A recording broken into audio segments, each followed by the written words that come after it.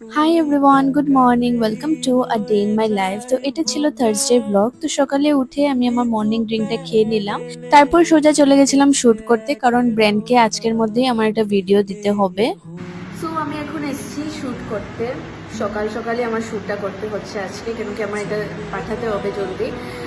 আর মানে এটাতে ব্র্যান্ডের শ্যুট, আর পড়াতেও যেতে হবে আজকে জলদি। তো আই ডোন্ট নো আমি কী করে ম্যানেজ করবো। এখনও স্নানটুকু আমি করিনি, কিছু করিনি, ঘরের অনেক কিছু কাজ আছে। সো জলদি জলদি এখন আমার করতে হবে।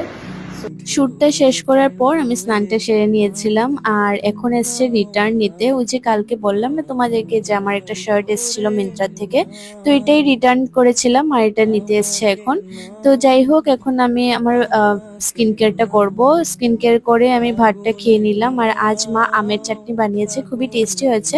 অল্প টক হয়েছিল, বাট স্টিল ভালোই লেগেছে আমার। আর আজ টিউশন পড়ানো আমার জলদি শেষ হয়ে গেছিল, তো ঘরে এসে গেছি। এখন খাচ্ছি আমি তরমুজ, যেটা আমার মা বোনকে কেটে দিয়েছিল, তো আমি কটা খেলাম। আর আজ মাকে কিচেনে অল্প হেল্প করলাম আমি। এই তো মা আজ কাকরুলের পুর বানাবে, তো এই যে কাকরুলটা সেদ্ধ দিয়েছিল, তো এটার স্টাফিংটা আমি ভেতর থেকে এখন বের করব। আর আমি না রান্না বান্না কিছুই পারি না, and I am not at all proud of it. Actually কখনো চান্সই হয়, মানে চান্সই পাইনি যে আমি রান্না করব, কখনো ট্রাইই করিনি। আর আমার বোন তো রান্না বান্না করতে খুবই ভালো পায়, মানে ওর এটা একটা টাইপ অফ লাভ ল্যাঙ্গুয়েজ। আর আমি যখনই মাকে এই ব্যাপারে বলি যে মা আমি তো রান্না করতে পারি না, তখন মা বলে কি তুইও আস্তে আস্তে শিখে যাবি। তো হ্যাঁ, এখানে আমি আদি রীতের সাথে একটু গল্প করতেছিলাম। তারপর এই যে দেখো পাহির অবস্থা, খালি পাগলামি করতে থাকে। তো চলো আজকে ব্লগটা আমি এখানেই এন্ড করছি। দেখা হচ্ছে আমার নেক্সট ব্লগে। Till then take care, by.